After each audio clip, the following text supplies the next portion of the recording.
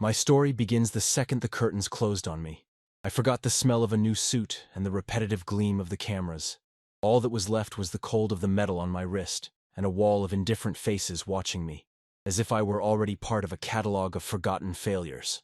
My enemies said, laughing under their breath, "The secretary has fallen," and the fall was a long one. Subscribe to the channel and leave a like to get access to more stories like this.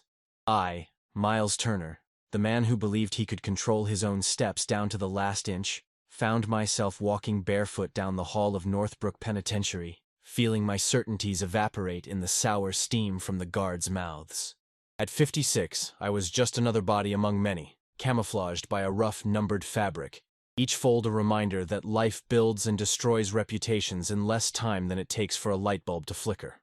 No, it wasn't quick. All the prestige, all the neat confidence of meetings and votes evaporated as soon as I came face to face with the raw pain of exposure, a process that stripped me of everything. My first coffee as an inmate, cold and bland, seemed to mock me, reminding me that in this parallel universe, routine was a faceless punishment. Little by little I realized, no one is made only of titles or appearances. The absence of old friends was more real than any cell. I was doubly expelled, from society and from myself, forced to rethink the shadows of my own name. Walking with my head held high among predatory stares is not just about courage, but about exhaustion. The heavy exhaustion of someone who realizes all that's left is their own skin for protection. And it's on this skin that everything will be written.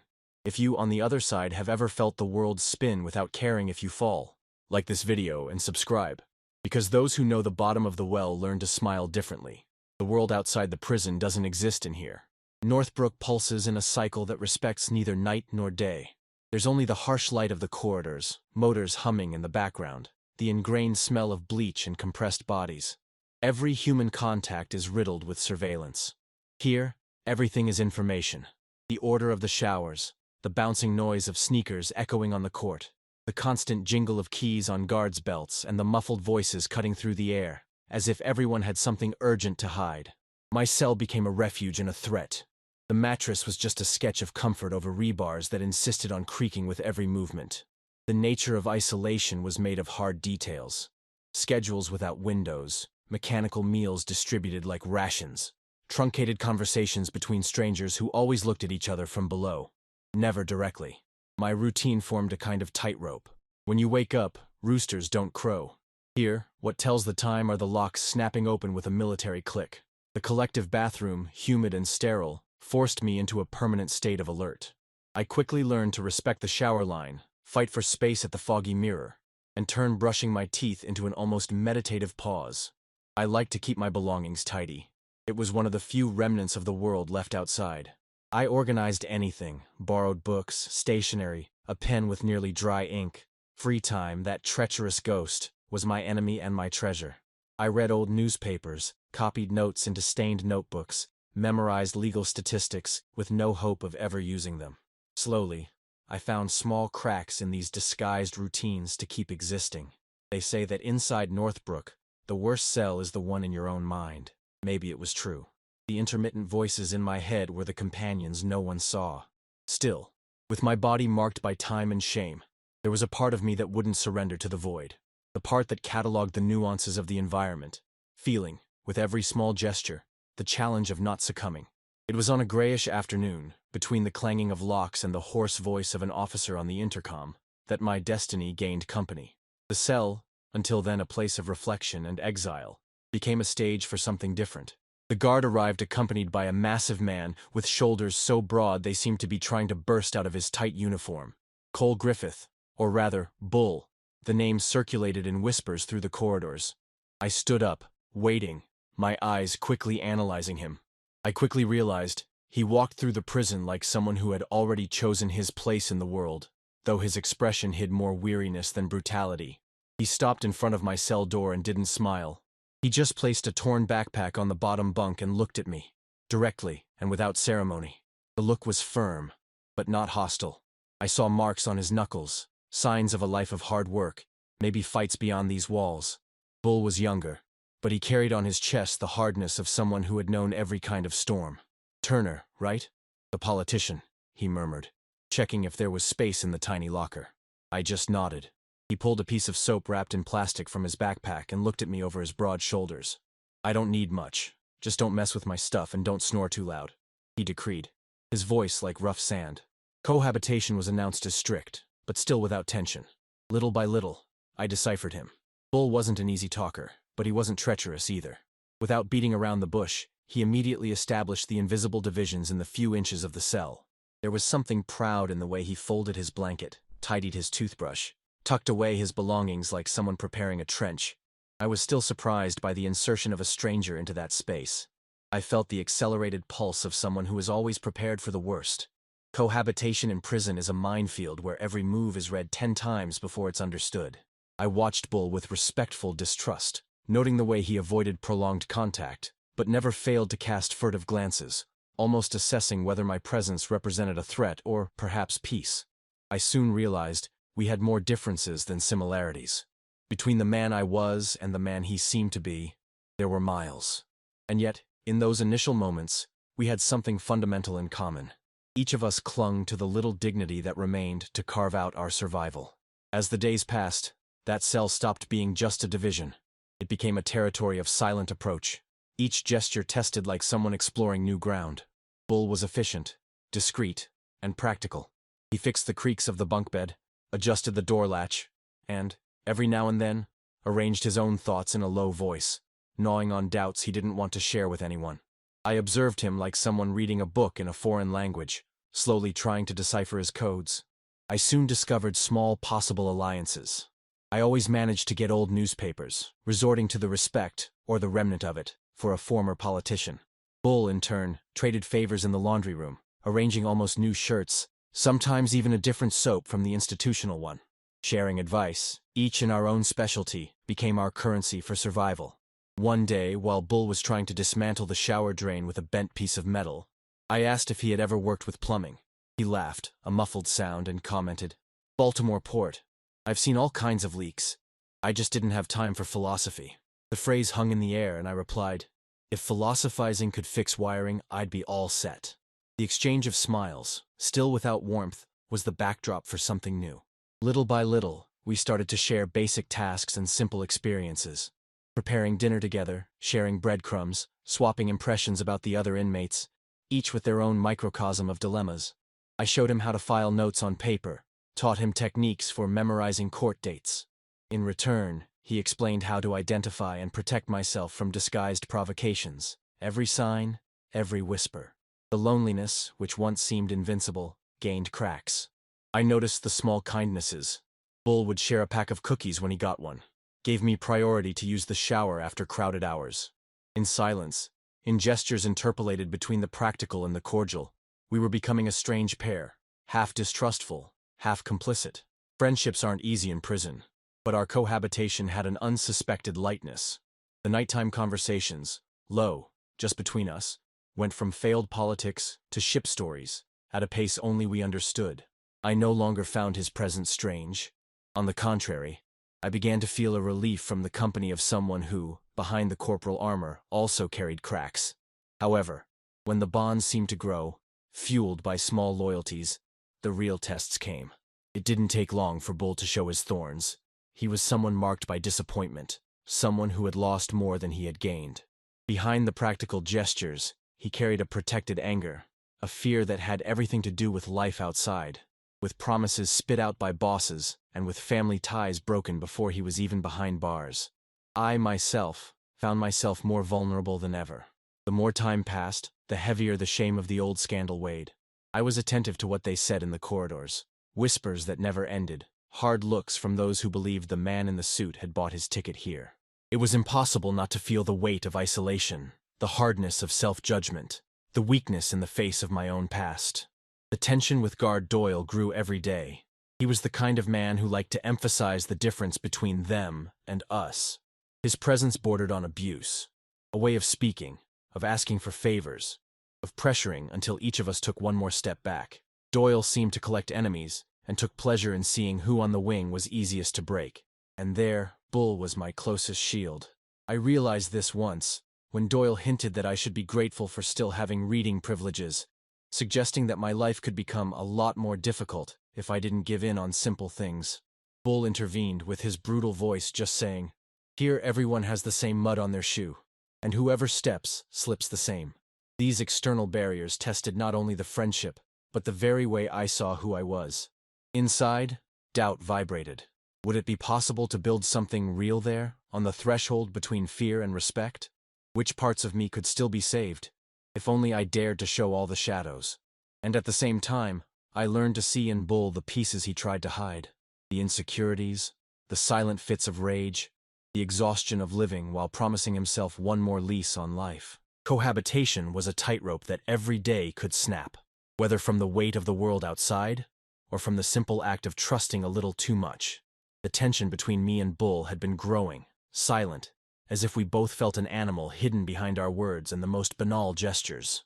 Nothing was explicit. It was a game of subtle approach, a detail here, another there, that only those who are attentive to the cracks notice. That night, my head was buzzing. I was still mulling over that ugly argument that happened in the cafeteria.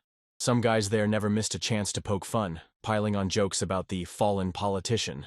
Bull, in his usual dry way, pulled me by the arm, and we disappeared from there. No one dared to follow him or risk a sideways look when we were together. It was like that, with the door already locked, that I realized I had stopped shaking. Feeling his presence became my shelter. Without exchanging a word, he went to the bunk bed and dropped his body on the bottom bunk, his big hands crossed over his chest. I stood there for a while, trying to take a deep breath, feeling my internal clock hammer. The wind outside came through that crooked crack in our window and brought a different smell. I can't explain it. It was a mix of laundry soap and the sweat of someone who had spent the day in the yard. Something alive, urgent, almost carnal. I sat on the edge of my bed, my feet touching the cold floor, and faced Bull. "Tired?" I asked. He looked at me, but this time it wasn't just analysis. There was a long pause in that look. His eyes seemed to be searching for something to hold on to.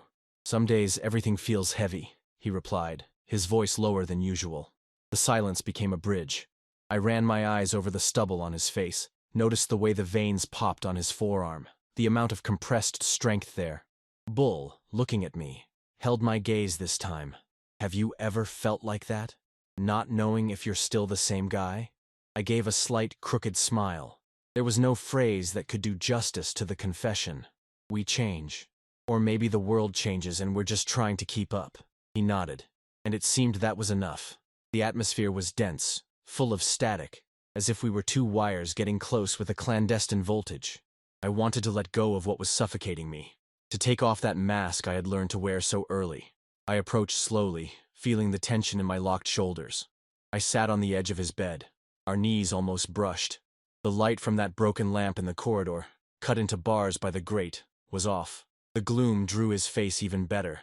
It highlighted that expression between tough and tired, torn between the desire to protect himself and the desire to be seen. It wasn't the kind of conversation you have every day, even between four walls that have already heard too much. But every detail, every breath announced something was about to move. The timbre of his voice, the pause as he ran his hand through his hair, the way the silence now didn't threaten, it just brought us closer. All senses were on high alert. Smell, heat, even the rhythm of our hearts seemed to be talking in secret. I allowed myself to put words aside and just listen to everything no one says. But the body communicates. I saw Bull's hand approaching slowly, resting on my knee in a gesture that was both shy and definitive. It wasn't invasive. It was like an unprecedented permission being granted. My breathing became more accelerated.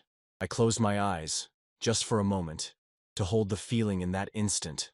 The mix of doubt, courage, and desire. There was no announcement. Just the meeting of two solitudes tired of resisting. For the first time within those walls, I felt whole. He also seemed to lower his guard, like someone giving something rare. We stayed there like that for many seconds, or was it minutes? Just enjoying the simple silence of a touch that, by itself, said everything. It was as if all the excess of the world, screams, noises, demands, had stayed outside, and that was enough to calm us down. The flirtation, once modest, now danced in the slow gestures, the prolonged looks, the smiles that emerged, timid, between cracks in the soul. We were about to cross a limit much more internal than the walls of Northbrook. Whoever has never longed for a rest for their soul doesn't even know the value of what happened between me and Bull that night. The atmosphere thickened. We stopped discussing anything from outside the bars. There, we had no names, just the smells, the skin, and the muffled noise of the world that continued, absent, beyond the door. His touch was firm, but there was no violence. His hand moved across my back with a rare gentleness, like someone exploring a sacred terrain that deserves care. I felt my skin goosebump from beginning to end, every cell vibrating as if waking up after centuries of slumber. His fingers mapped my scars, not just the ones on my body. He squeezed the back of my neck, pulling me slowly. The heat of our bodies mixed in a rhythm of its own, almost hypnotic. Bull moved even closer, our faces cutting through the cell air until they met. The first kiss was not rushed. It tasted like a promise. He lingered, feeling, perceiving my limits. His rough beard scratched my chin, tickled me, provoked an involuntary smile. The smell of dried soap and smoked sweat was intoxicating. I gave in. I felt his body occupy all the space, a shelter made of trembling muscles and sun-scorched skin. He was patient, deciphering where my will ended and fear began. That's when I recognized a respect I didn't expect to find within those walls. It wasn't just desire. It was genuine surrender, as if we were rebuilding the idea of what it means to trust another body. His hands slid down my waist, slowly went up my back, exploring textures that hadn't been visited in a long time. Time lost its meaning. We stayed there, the two of us lying in silence, broken only by the sound of our nervous breaths. The rough sheets should have felt uncomfortable, but they became our border, a clandestine oasis. The heat increased. He pressed his body against mine with a care that didn't apologize. Each kiss was deeper, more precise, and our hands talked on their own, drawing maps of urgency mixed with the thirst to know. My desire to speak dissolved. The gestures said everything. Bodies that were once distant now collapsed together, occupying the same space, the same time, to the beat of an unlikely, and therefore precious desire. Bull murmured loose, low, almost imperceptible words, but I understood every sign. Between sighs, groans worn out by containment, I realized something simple and profound. We were free, even if only for a few short hours, from everything that had imprisoned us our whole lives. The touch of his fingers met my skin like someone returning from a long journey. We rolled on the narrow bed, feeling the weight and lightness of being a proud but whole secret. Feeling his breath on mine, the rising heat, that mix of strength and affection. Everything took me to an unknown place. It was pure vulnerability, but at the same time the beginning of a different kind of trust.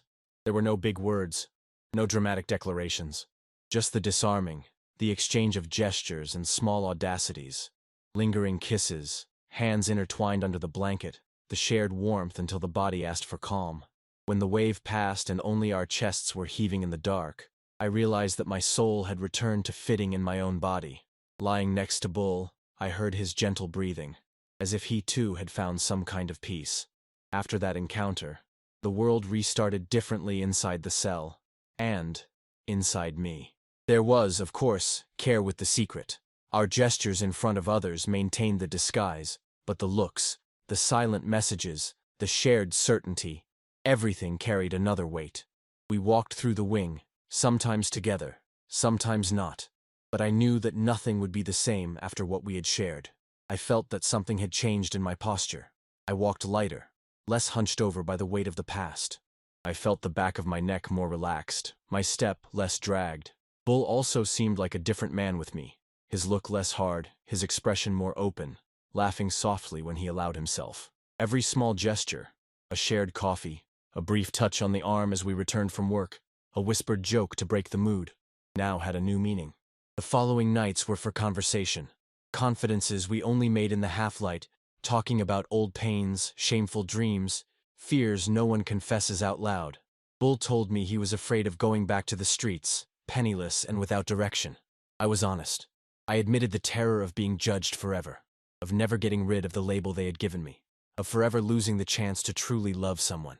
The routine changed. I felt I could plan for the future again, even knowing it was almost impossible. The fears didn't disappear, but for the first time, I wasn't alone in the task of facing them. In the yard, we shared smuggled cigarettes, and the warmth of his hands in mine served as more protection than any armed surveillance from the guards. The impact of that encounter spread to other areas of my life there. I started to listen more to the other inmates, to see beyond the shells of brutality. I recognized in many eyes the same thirst for belonging that consumed us. That's when I decided to help Bull write letters to his family, to take on the mission of mediating small conflicts, to organize that literacy project I had been so reluctant to start. The strength he transmitted to me pushed me forward, made me believe again in the power of making some difference, even if minimal. Between confidences and comfortable silences, one certainty grew. That little bit, that encounter, was enough to change the way I looked at the world, and myself. Bull was no longer just a protector or partner. He was more. My shelter and my courage. My reflections became more and more intense. At night, while my body still felt the warmth of his touch, my mind revisited every detail. The instant of the first touch, the firmness of his hand, the care in every movement. It was as if I had finally found the key to an internal door that, for too long, had remained locked, waiting for just the right moment to open. There, in the arms of a man who carried scars as deep as mine, I realized that love and freedom can survive even in the most arid terrains. The cell became a refuge, the routine a silent pact, and fear was no longer the king of the place. What was once just shared survival had transformed into a shared life, even within the most closed walls. And, for me, that was the greatest freedom I had ever tasted since the world changed color. Time, inside Northbrook, has a way of making every week feel like a month, and every small event, a milestone. The days passed, and after that night of discovery, my cell was never just a functional place again. It became a real shelter, but also the birthplace of anxiety. Every morning, I woke up feeling it. It wasn't just my freedom that was at stake, but also the fear of losing the only bond I had finally dared to create there. The time with Bull was borrowed. I knew that every time our eyes met in the coffee line, or he found a way to brush his hand against mine when no one was looking, we were untying knots from the past and creating new ties. Ties that, unlike the identification bracelets on our wrists, didn't hold us, but in some way freed us. One afternoon, near the time when the light through the window crack drew golden lines on the cement wall, I was called to the warden's office. My heart raced as if it knew. There was my sentence. The warden spoke of minimal chances, of exemplary behavior, of education initiatives, and how, despite all the prejudice, it was impossible to ignore what my work had done, not just for me, but for other inmates. His voice seemed to come from a tunnel. My head only thought about what would happen after that door. When I got back to the cell, Bull was sitting on the bed, arms crossed, expression closed. A silence so solid settled that it was as if a wall had appeared between us. My face must have given something away, because he looked up without asking anything. Just with a, "Well?" I replied, my voice still choked. "It's out. I got parole." There was no euphoric celebration. He took a deep breath and murmured, almost without moving his lips, "It's what you deserve." The world around us disappeared. All that was left was the two of us and the perception of a forced separation. I sat close to him, trying to anchor the words. I wanted to say so much, that I didn't know if I really deserved it, that leaving was what I needed, but it hurt to leave behind the person who made me remember who I was. "Bull, I promise I won't abandon you. I won't erase anything we built here." He looked at me for what seemed like an eternity, his eyes welling up with that pride that only exists in people who rarely let their guard down. For the first time, Bull didn't disguise it. He took my hand and held it firmly, without fear of who might see, without fear of being himself. "Just go, Miles. Do what you have to do. But don't forget, it wasn't just me who saved you here. You also taught me not to run away." The farewell was deep and long. There was no rush. We sat together, fingers intertwined, the silence saying more than any plan for the future. When they came to get me, he went with me as far as he could. In the corridors, a quick squeeze, but full of silent promises. "I'll see you out there," he whispered. I left my almost empty backpack, but I walked out carrying something new. The firmness of someone who had, at last, found a true life partner. The prison gate opened, and for the first time in years I felt the air of freedom cutting my face like a fresh breeze. Instead of feeling absolute relief, I felt a longing. In fact, I felt Bull in every step I took outside. On the street, the sun beating down hard, I recognized. Saudade is a type of elastic rope. It can stretch as far as space allows, but it never completely snaps when it comes to something true. In the following months, the world outside proved to be a minefield. Doors that closed, looks of contempt, fake smiles. But those who survived Northbrook know how to resist. With the help of old allies and the tireless support of the director Emily, I founded the NGO Paper Bridges, focused precisely on giving new opportunities to ex-convicts who, like me, needed a new beginning and only found higher walls. I planted the idea with passion, turning bitterness into strength. Every lecture, every official letter was filled with truths polished in the loneliness of the cell, and with a hope that Bull taught me to cultivate, even when there seemed to be no future at all. In the darkness of my new rented apartment, I thought about Bull. I sent letters, all answered with short phrases, but with a raw and real affection. Once, he wrote, "I still hear your laugh in my head, Miles. Over here, I'm chasing time and dreaming of asphalt under my feet." It was as if, with every letter, a piece of our cell came back into existence, and I re-encountered both him and myself. A year passed. The wait, which at first seemed endless, became a torturous routine, then transformed into a thread of hope, until the day my phone vibrated in my pocket, a short message from an unknown number. "It's me. I'm on the street now. Meet me tomorrow?" When I saw Bull walk out the gate, longer hair, unshaven, I felt the weight of all the restriction evaporate.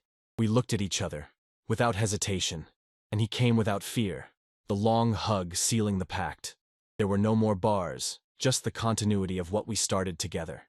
"Now the world is different," he whispered, smiling. And I finally knew what it was like to feel that, despite the crooked paths, we find our place. I kept thinking about how the goodbye from inside turned out to be just a pause in everything that was to come, and how, even in the absence, the promise of permanence echoed in every choice of mine from then on. Bull followed by my side, not as a shadow, but as a light. Someone who held my hand firmly, ready for us to write our own story of a new beginning.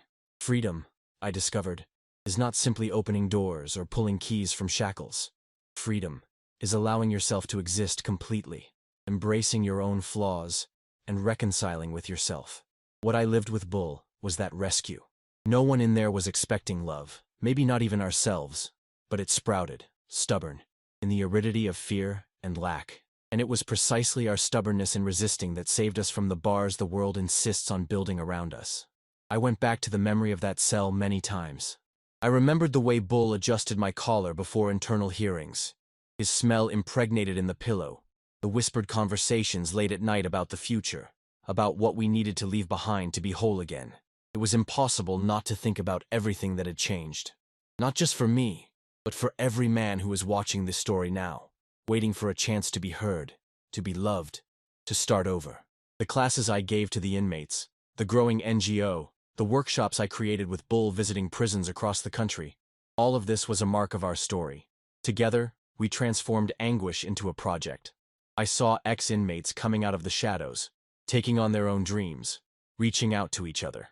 I met fathers relearning to love, children returning to their studies, people of every color and creed rebuilding destinies that once seemed like sentences. In every speech, every public conversation, I shared a piece of our truth. No bars can definitively hold what is sincere.